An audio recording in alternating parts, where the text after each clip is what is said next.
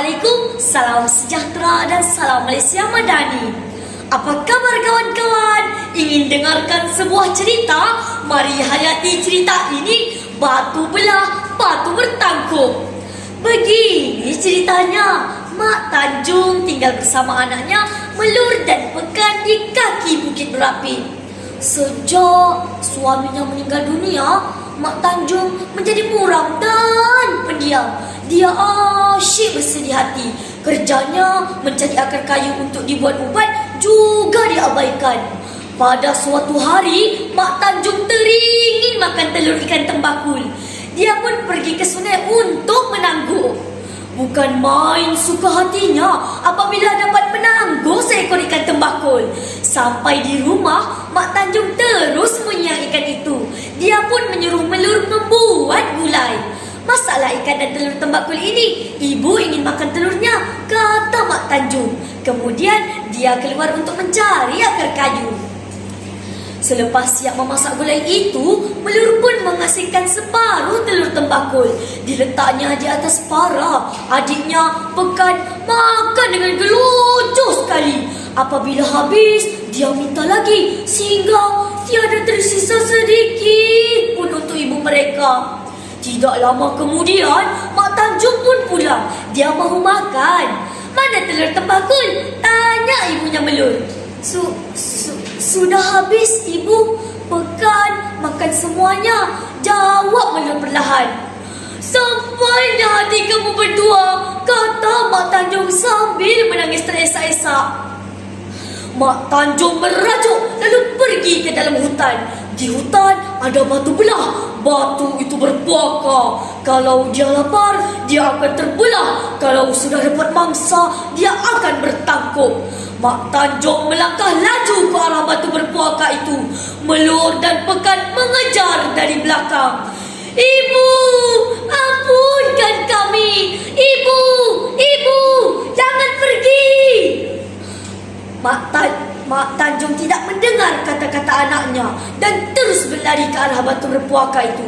Sesampai di hadapan mulut batu berpuaka itu, Mak Tanjung berkata, "Batu belah, batu bertangkup, makanlah aku. Anak-anakku tidak sayangkan aku lagi, makanlah aku."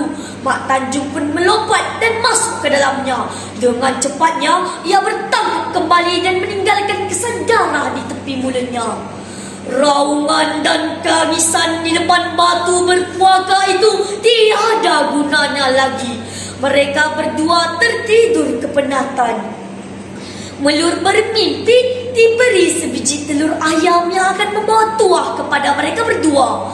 Apabila terjaga, benar-benar ada sebiji telur ayam di sisinya. Mereka berdua dipelihara oleh nenek kembayan yang terjumpa mereka di dalam hutan. Masa berlalu. Melur membesar menjadi gadis rupawan, manakala Pekan telah menjadi seorang pemuda yang tampan dan gagah berani. Telur yang disimpan oleh Melur pun telah menetas dan menjadi seekor ayam jantan yang hebat dan diberi nama si Jalak. Dikisahkan Raja Indra Sakti telah mengadakan tamasya menyambung ayam. Baginda akan memberi hadiah yang lumayan kepada pemenang pertandingan itu. Diam-diam Pekan membawa ayamnya si Jalak ke pertandingan itu. Dia tidak memberitahu kakaknya dan nenek kembayan. Si Jalak berjaya menewaskan ayam raja. Semasa raja ingin memberi hadiah kepada si Pekan, tiba-tiba Melur muncul. "Pekan, sanggup kamu membiarkan si Jalak mencederakan ayam raja?" Pekannya ketakutan lalu menyorok di belakang raja. Namun mata raja terpaku. Baginda terpesona dengan kecantikan Melur. Raja telah menghantar satu rombongan meminang ke rumah nenek kembayan. Pinangan itu diterima. Maka Melur dan Raja Indra Sakti pun berkahwin. Mereka tinggal di istana dan hidup bahagia sehingga ke akhir hayat. Hadirin sekalian, dua teladan daripada cerita ini ialah: yang pertama, kita mestilah menghormati dan mentaati kedua ibu bapa, dan yang kedua, amalkan meminta izin terlebih dahulu sebelum mengambil hak orang lain. Daun pandan Selassie. Sekian, terima kasih.